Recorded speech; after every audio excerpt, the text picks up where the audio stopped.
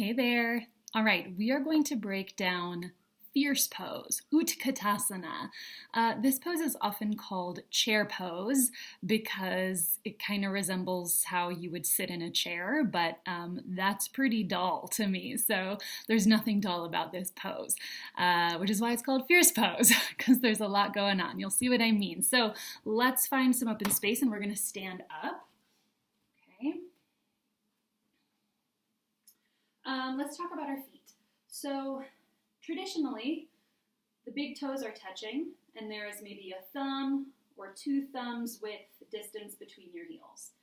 That doesn't feel great on my hips and my knees all the time, so I'll take my feet a little bit wider, aligning them with about my inner hips, okay? But really, you can take your feet even wider here, just so long as your feet are parallel to each other, all right? So find what works for your body as you continue to build strength and depth in the pose, okay? But for me, I'm gonna keep my feet a little closer together, and all that matters is that they're parallel. So take a look, make sure the toes are facing the front, the heels are in line with the toes, parallel foundation, okay? Next, I want to talk about the knees. When we start to bend down and reach our hips back, sometimes our knees will collapse together, especially if our feet are wider, the knees can fall in. So we want to be mindful that whatever our feet are doing, our knees are stacking on top.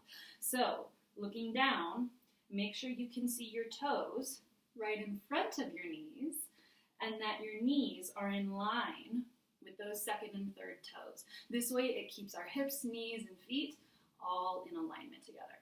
Okay, so I'm going to turn to the side so we can really start figuring out what's going on here. So let's bring our hands to the heart center to start while we talk about the legs. So find that position in your feet that feels parallel, supportive. Okay, we'll take a big breath in. And with our exhale, begin to bend our knees, reach the hips back and down. Okay, make sure the knees are in line with the toes. And make sure, right, the knees aren't falling too far forward here. Reach back through the tailbone so you can see the toes peeking in front of your knees. Okay, now sometimes we'll stick our butt way out here and we'll kind of collapse under the pressure of gravity. So think about reaching down toward your tailbone, like you could almost reach your tailbone down to your heels. And you're going to feel that help hug the lower belly in and up, which is good. That means we're turning on our core strength here, okay?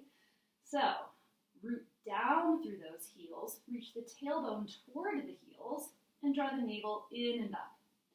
Now, roll the shoulders back and down. You can stay right here with your hands at your heart, but just keep the shoulders back and down, okay? There's a tendency to kind of reach forward here because the back is doing a lot of work to keep us upright. So roll those shoulders back. You might stay right here, lifting through the heart, navel to spine, or you might start reaching your hands forward, kind of spiraling the pinkies toward each other. Okay, this is going to bring a little bit more heat, or you might take your arms up alongside your ears. This is going to be the most work for everything. Lots of heat building here. Again, keep the shoulders down, spin the pinkies toward each other, and keep lifting up through the belly, lengthening up through the chest and the spine. Okay, keep the head in line with the spine. We don't need to look down. We don't need to look forward. Just keep that head in line with the spine. Breathe.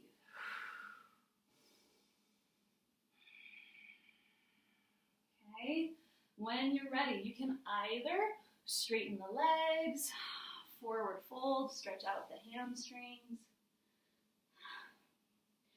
or you can just press from your fierce pose straight up to the sky. Big stretch. Okay, so lots going on.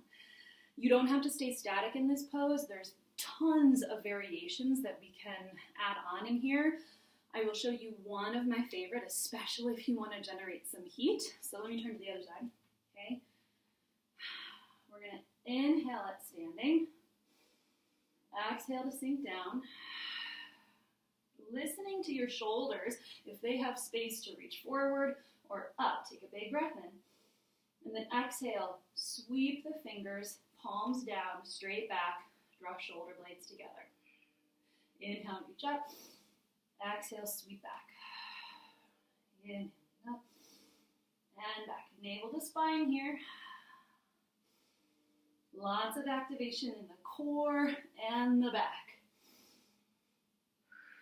Keep driving through the heels and breathing. Okay, when you're done, lifting up. All right, have fun with this one. It is an energizer, it is a heat builder, lots of strength, good stuff going on. Have fun.